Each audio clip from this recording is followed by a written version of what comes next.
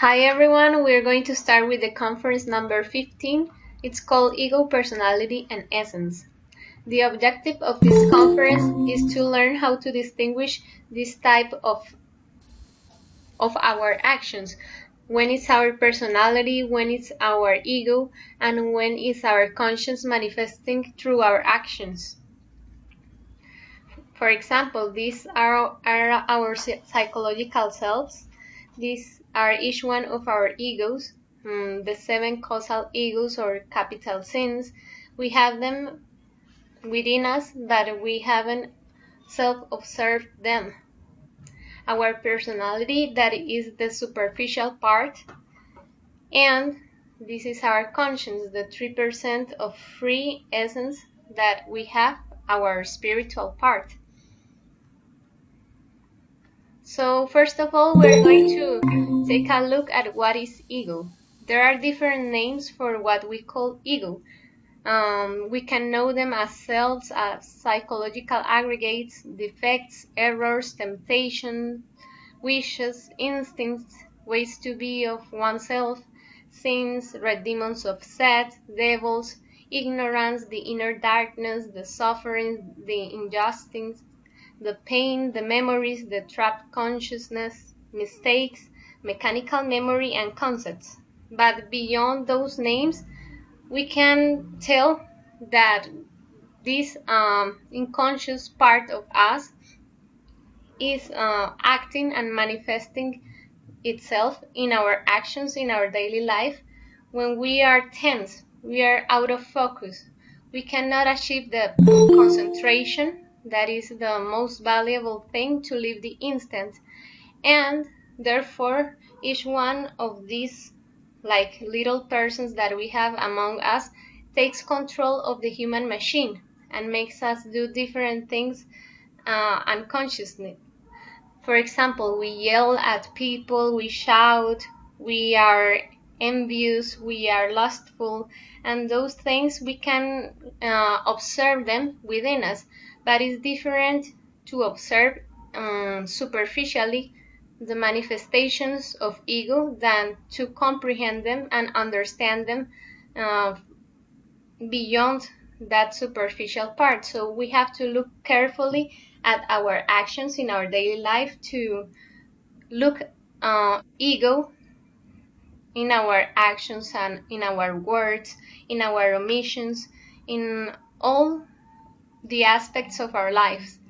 It's different to have a concept of what is ego, because people tell us in different religions that ego is the obscure part of the human beings, that it is the wrong part of ourselves. But we don't fully understand ego if we don't self-observe our actions, our thoughts, our emotions, and how the essence is trapped in each one of them. For example, we have a lot of energy trapped in the ego of gluttony. Each moment we self-observe ourselves, we know that there is an ego within us that is trying to get us to eat and eat just mechanically, because we are anxious, because we are worried, we are tense, so we try to eat to calm ourselves. Thank you for your comment. No, I'm gladly to share this with you. So we were saying about gluttony. If we self-observe ourselves, we know that sometimes we eat just because of entertaining ourselves. We are watching a movie and we mechanically eat the popcorn, but not because we are hungry, but just because in the cinema we purchased the popcorn and we mechanically started eating it. So there are different manifestations of ego. We have to discover them because we have different types of egos. For example, if I have the ego of anger really big, my sister, for instance, has the ego of anger a little less big. Maybe she has the ego of envy bigger than me, and this type of ways of being of oneself are really different from one another. We have different beings, so we have therefore different wisdom of evil. We have to discover ego within ourselves, in each one of our thoughts, actions, and omissions. So ego, how is ego created? Ego was created by the non-transformed impressions of any of our existences. We have been talking in the different conferences of knowledge of oneself that we don't have just one existence, but we have many past existences in which we've been feeding a lot of psychological flaws. So we know that psychological flaws are of a molecular nature. They belong to the fifth dimension. So, for example, if I, in one past existence, fed a lot the ego of anger, each one of the existence that I fed that consciously and voluntarily, I gave a lot of energy, I gave a lot of time to that psychological flaw. Therefore, the psychological flaw became bigger and bigger and acquired a lot of molecular weight. So that is ego. That is how ego is formed. For example, one impression can be a concept about beauty. For example, if I see this fish there, I think maybe the orange fish are beautiful and the black fish it's not so beautiful. That is a concept that I've been feeding from many past existences, and that is an impression. So I've been feeding the concepts of beauty and ugliness from many past existences, and therefore those vanity flaws, vanity psychological defects have a lot of molecular weight. So each time that one existence passes, the egos that I have fed tend to become bigger and bigger. They increase their molecular weight. So, and our personality. Let's talk about the personality. When we have a physical body, our personality is the energetical vehicle. We are going to talk about it later, but it's important to talk a little bit about it now. The personality is the vehicle through which our psychological flaws are going to manifest themselves. So, each existence we have a new personality, and these psychological flaws that we carried within our wisdom of evil from different existences are going to come back again and manifest themselves in this personality that we have in this existence. For example, if I have a psychological flaw of greed, I'm really greedy. I'm thinking all the time of the business that I'm going to make, the amount of money that I am going to get from them, how to make new enterprises and how to make money and money. So I had that flow from a past existence.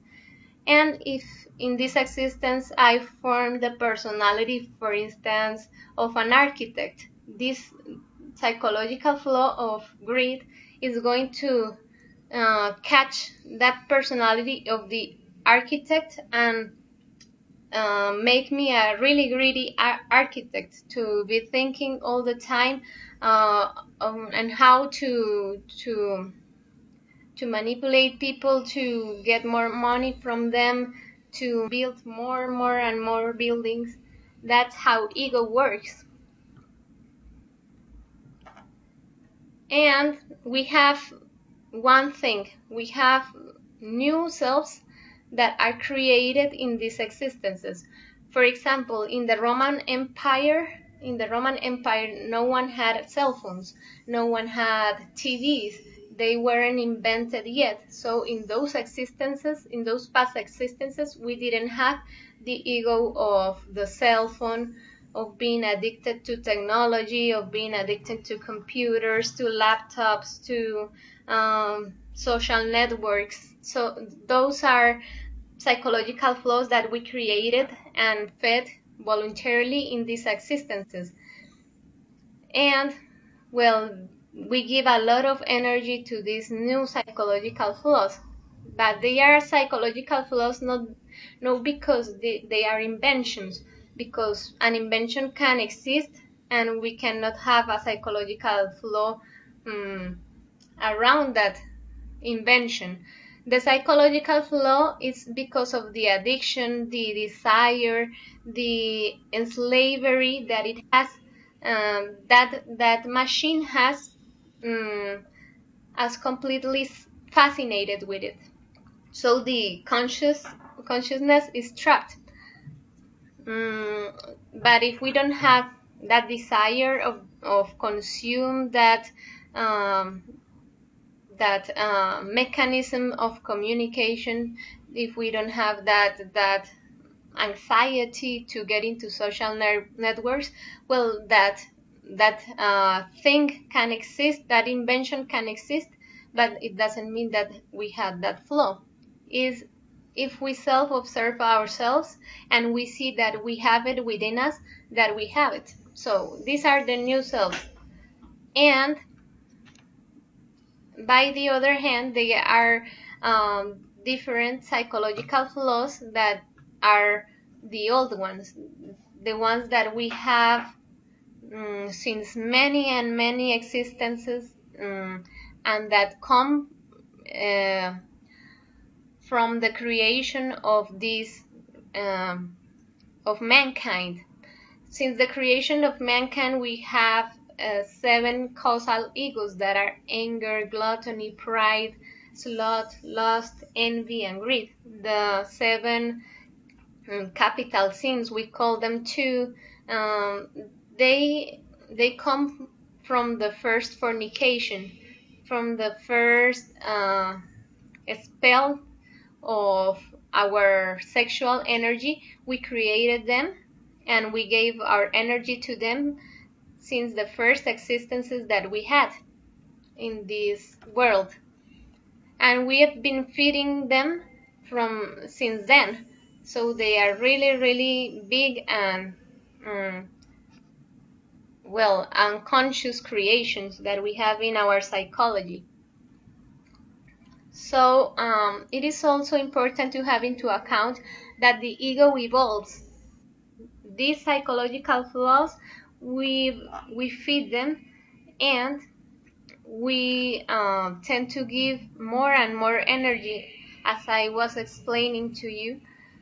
For example, the ego of laziness, that is the father of all causal egos, the father of all vices that we commonly say.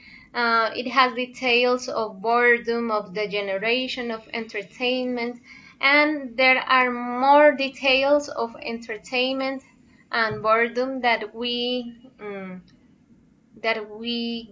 give to that flow when as the time passes, as we have different existences. There are 108 existences as human beings. Is if, for example, I give certain energy to the ego of laziness, entertaining myself, I don't know, with for example TV shows and soap operas, and in the next existence I'm going to be more fascinated with that and more fascinated with that, and it's really going to be harder for me to awaken the conscience. But if I manage to do it, I will have a lot of energy for awakening my conscience. So the ego evolves, and these impressions that I used to create a psychological flaw.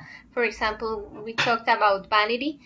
These are going to get bigger and bigger, and if we want to dissolve this ego, we need to apply certain techniques to um, well, these are our energy that is trapped in a psychological flow. So we can say that the energy is bottled up in a psychological flow. Bad egos can be eliminated through a simple technique to awaken our conscience.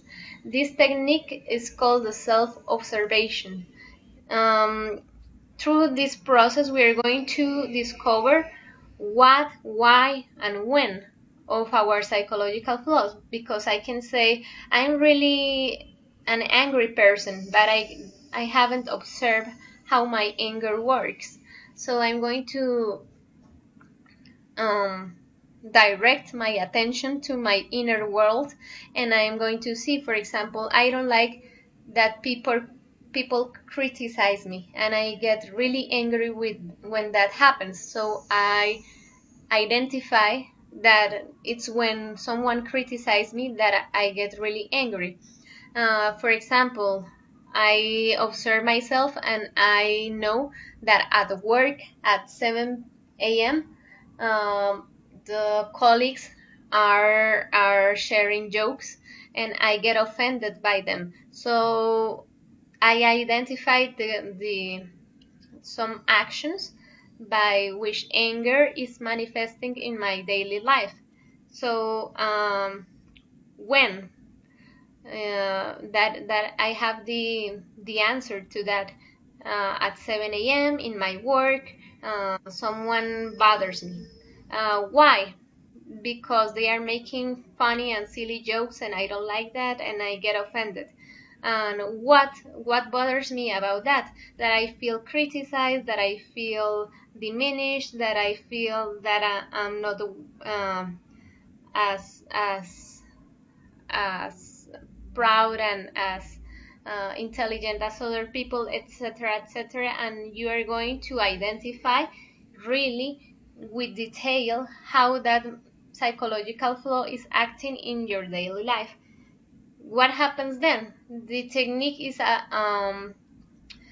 begging to your divine mother. The divine mother is how we call the power of love that we have within us, and the 3% of justice, wisdom, and love.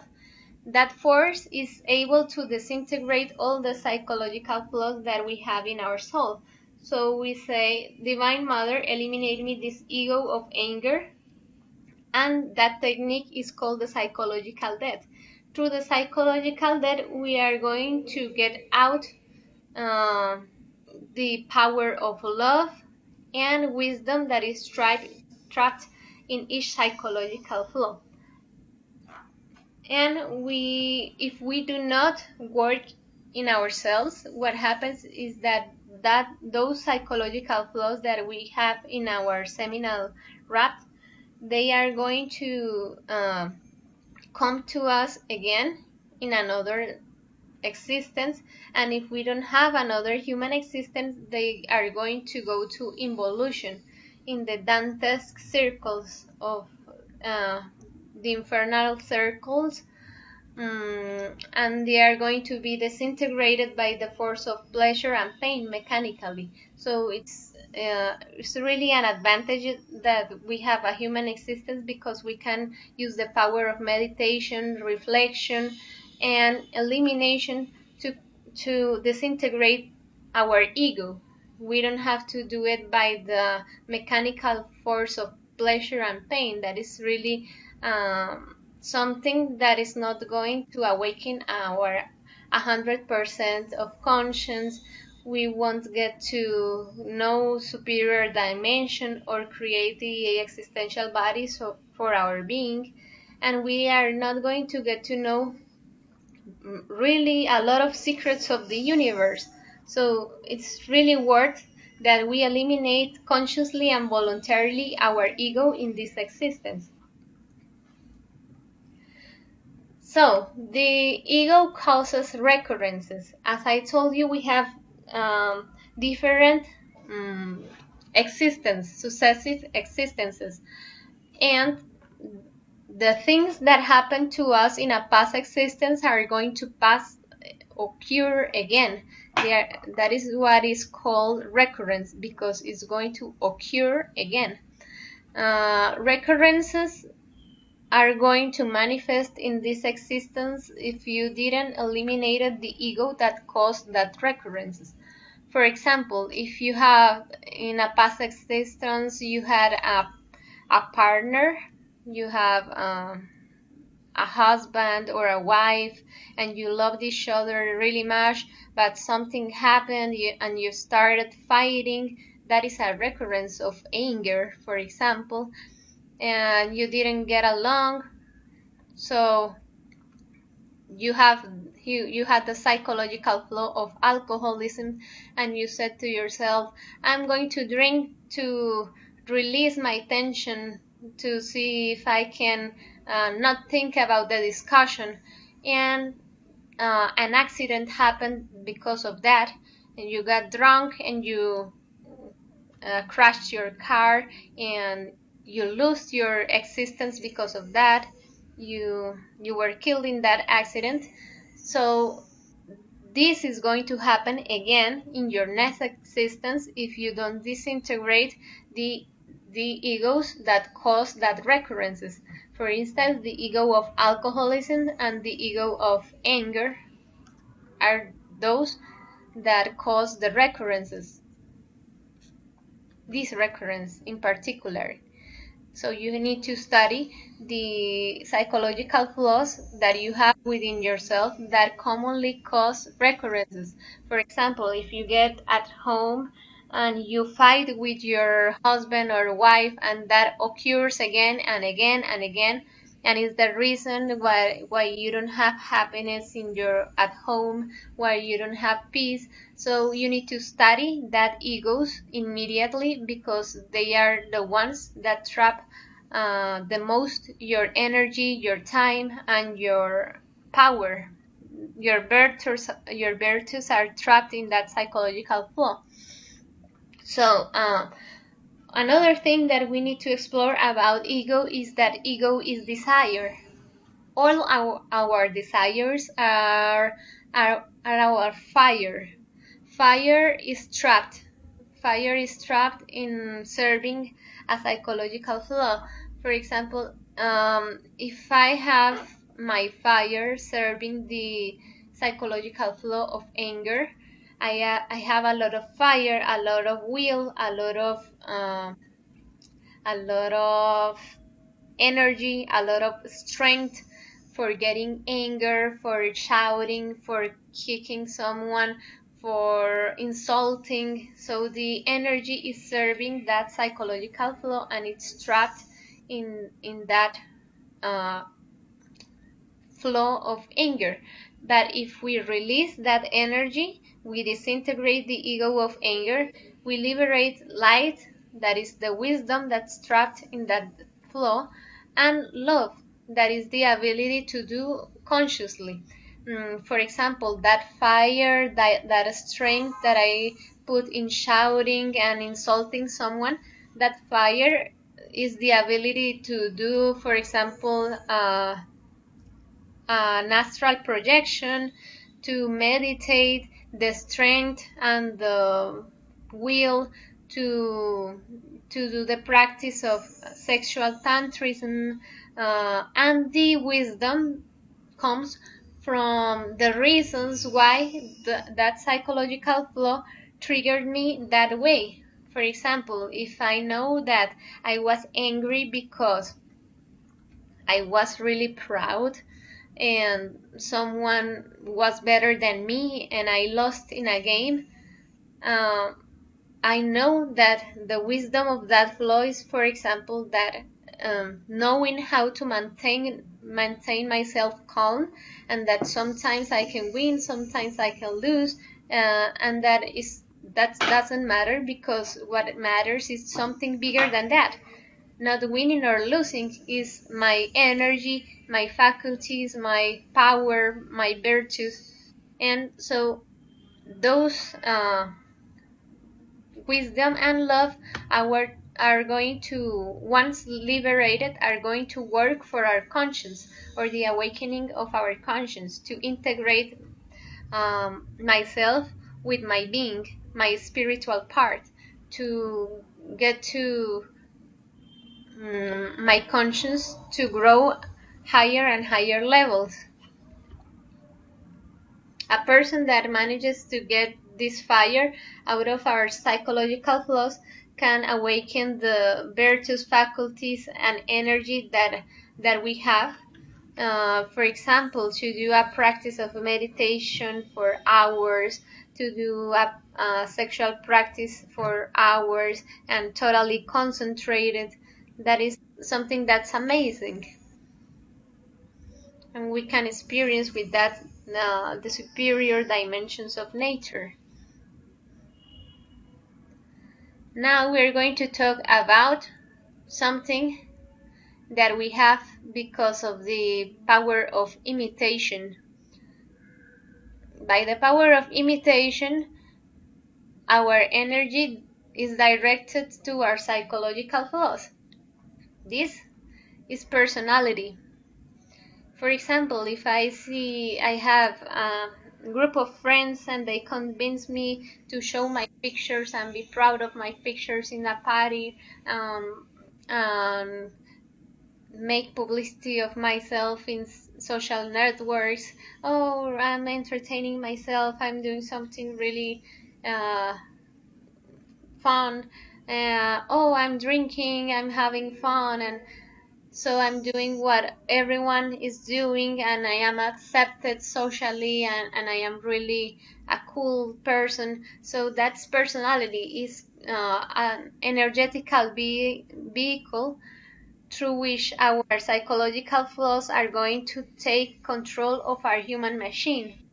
If I, by the force of personality, want people to like me, I want to be accepted, I want to belong to a group of people that share the same interests,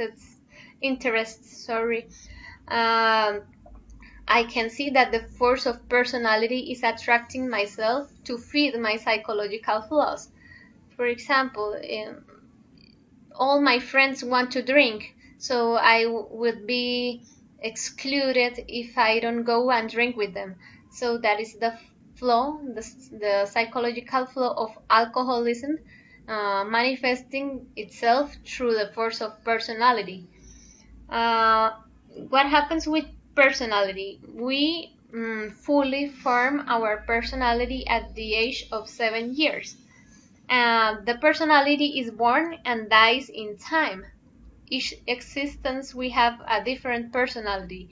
And we are fully conscious of what happens, of all our destiny, when before we have 7 years. Our 3% of justice, wisdom, and love, our spiritual part is really awakened. But until we get to the age of 7 years, our personality is completely formed, and we fall asleep. Our conscience falls asleep, and we are completely fascinated and mesmerized with the things of the personality: to have more money, to be famous, to be rich, to be proud, to show myself. Those are things that are really important for the personality, and that are going to get me to feed all my psychological flaws really fast. So some aspects of the personality are my name, my gender, my education, my language, my habits, the country in which I was born, the fashion, the titles, for example, academical titles. Those are part of our personality. For example, in this existence, I am Colombian, I am a woman, I studied at the university, I am a teacher, I can die, and in the next existence, this personality is going to disintegrate, and I'm going to form a totally new personality. I am going to, for example, be born in China, be a man, be a farmer, etc., etc. I'm going to have a completely different personality. So this is disintegrated with time, and is not the transcendental part of mankind. They ask people, who are you? And people answer with their name, their gender, their personality. That is not who you are. Who you are is your essence, your spiritual part that is beyond personality or beyond your superficial identity. So, we're going to explore different types of personality. We have a passive personality that is serving our being. It's receptive. For example, the personality that accepts this information externally, that talks about the ego. Um, by personality, I can receive this conference and I can say, for example, oh, this conference is really interesting. I can tell that I have anger. I can tell that I have lost in myself, and that is really true. I need to study myself in order to know how that works. So that is a passive personality. It is receptive. It's receiving this knowledge about oneself, and it's accepting it and giving a value to it. And the active personality is in service of the ego.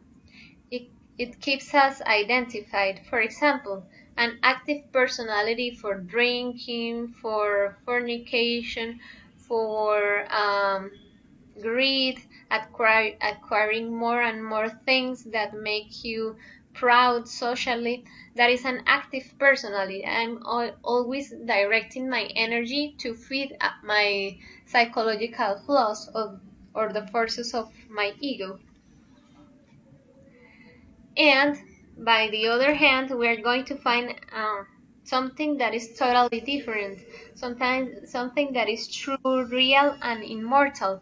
That is our essence. We have two parts of our essence: the 3% that is justice, wisdom, and love, and that is free and conscious. It didn't fall because of the fornication. It keeps us connected with our superior centers of the human machine, that is our Divine Father of wisdom, and our Divine Mother of love, um, and our 97% of trapped conscience that is bottled up in ego, and that is our wisdom of evil.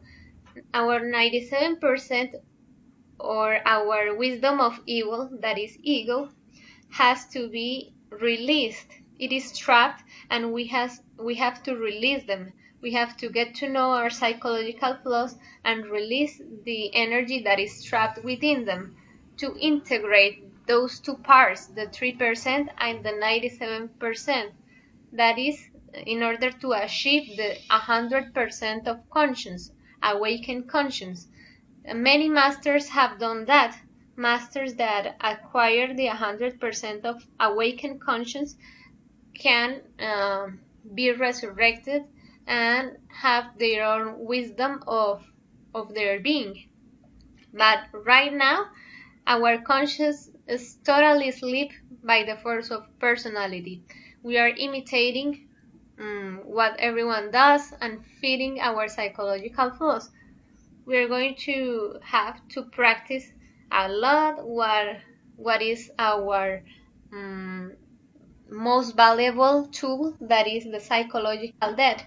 Our most valuable tool is asking our Divine Mother in each moment that we see a psychological flaw manifesting through ourselves: Divine Mother, disintegrate me this ego of anger, of being aggressive, of insulting, of fighting, of having the reason all time, or of uh, being despicable with people. So we're going to get to know a lot of parts of our being when we do this technique and reflect, why have I fed this psychological flow so much? In which times? What do I do to give my energy to anger? Oh, for example, I fight because of the order of things at home. I fight because the receive hasn't been paid. No one has paid the receive. So I reflect. Did I pay the receive? No. So why am I angry because no one paid it? Etc., etc. So we are going to do that technique of psychological debt and reflect in our daily life what is the different egos that trap your conscience. For example, I'm going to give one last example so you can see how to differentiate when it's an action of ego, when it's an action of personality, and when it's an action of our conscience. For example, a girl asks their mom and dad for permission to go to the cinema with her boyfriend, and her mom says to her, "Be careful not to get pregnant." And the girl says, "Okay, mom, I'm going to take care and I'm going to have fun with my boyfriend, but I'm not going to accept anything from him."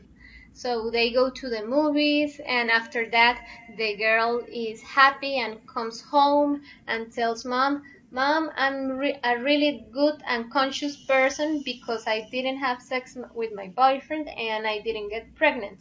So you might think that this is a conscious act because the girl didn't fornicate, etc., etc.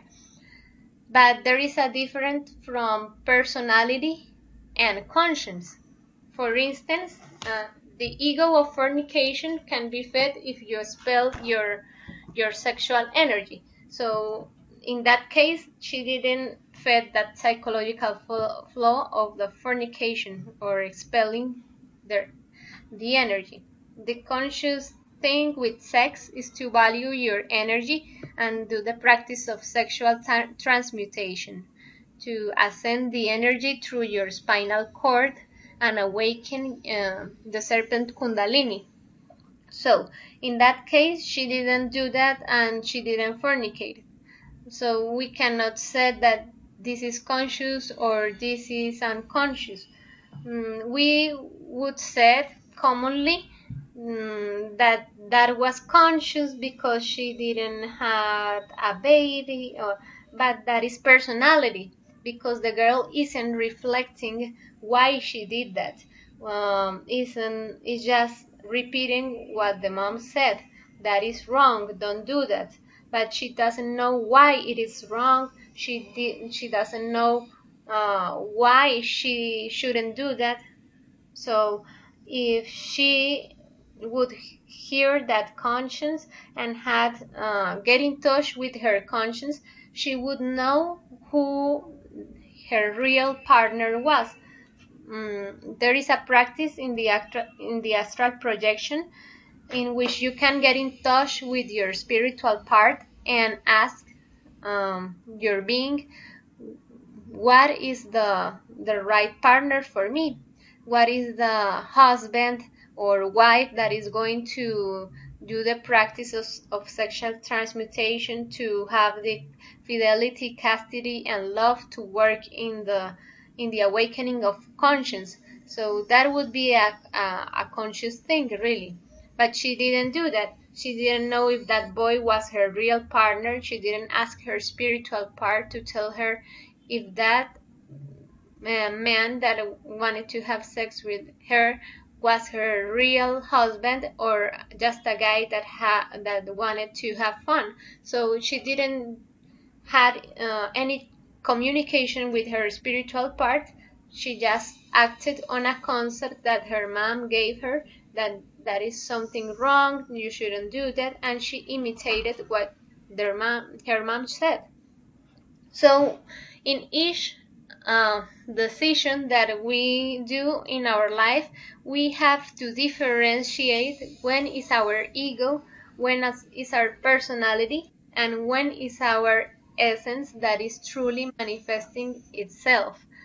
Every time that we are going to make a choice, said this, we're going to make a decision, applies for this job, get to live with a partner, etc., etc. We are going to ask ourselves: is this the force of personality? Is this the force of ego acting, or is this the force of my conscience? And how can I know that? Well, applying the technique that I told you of the psychological debt. You reflect on each one of your acts and know if the cause of that thought, of that feeling, or of that action was an ego or was your conscience. And that's it.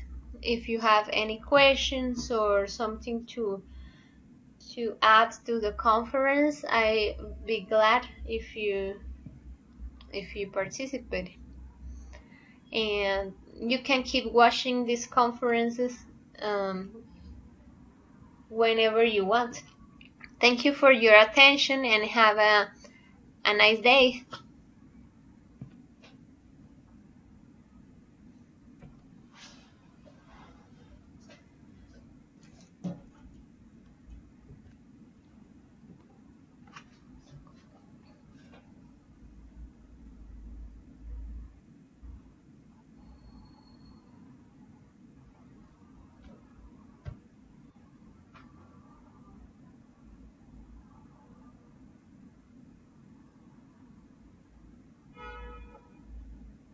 Bye. Have a nice night.